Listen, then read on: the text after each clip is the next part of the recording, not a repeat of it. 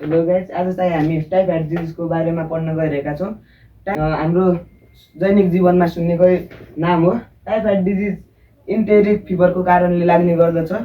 त्यसपछि आज चाहिँ हामी introduction, कजेटिभ agent, source of infection, mode of infection र इन्क्युबेसन पिरियड यिन 5वटा टपिकमा हामी आज डिस्कसन गर्न गइरहेका छौँ। फर्स्टमा छौँ हामी इन्ट्रोडक्सन।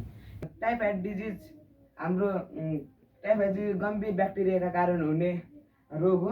यो रोगले विशेष गरी आन्द्रा र रगतलाई बढी प्रभावित गर्ने गर्दछ।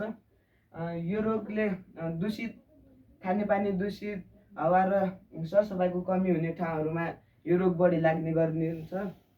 सही समयमा यसको उपचार गराएन भने मृत्यु समेत हुन सक्छ। त्यसपछि कजेटिभ एजेन्ट, यसको कारक तत्त्व हो कि टाइफाइड डिजिज हाम्रो साल्मोनेला टाइफी नामक ब्याक्टेरियाका कारण लाग्छ। यो ब्याक्टेरिया डन्डी आकारको, ग्राम नेगेटिभ र मोटाइल चलायमानहरू हुन्छ।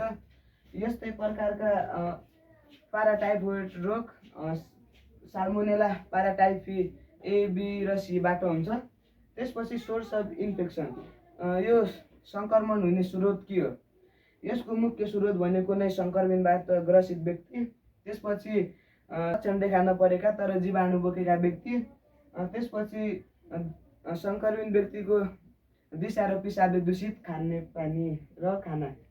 त्यसपछि हामी 4 नम्बरमा छौँ mode of infection. Mode of infection भनेको सर्ने तरिका। मोड अफ इन्फेक्सन हाम्रो यो टाइफाइड डिजिज मुख र मलमूत्रबाट सर्ने गरिन्छ। यो रोगको सर्ने मुख्य तरिका भनेको दूषित खानेपानी, दूषित खानाको प्रयोग, शौचालयको प्रयोगपछि साबुन पानीले हात नधुने, त्यसपछि झिँगाले दिशाको जीवाणुहरू खानामा सार्ने, यो भनेको यो सर्ने तरिका भयो। त्यसपछि इन्क्युबेसन पिरियड। इन्क्युबेसन पिरियड भनेको यो रोगको लक्षण देखा पर्न लाग्ने समय हो।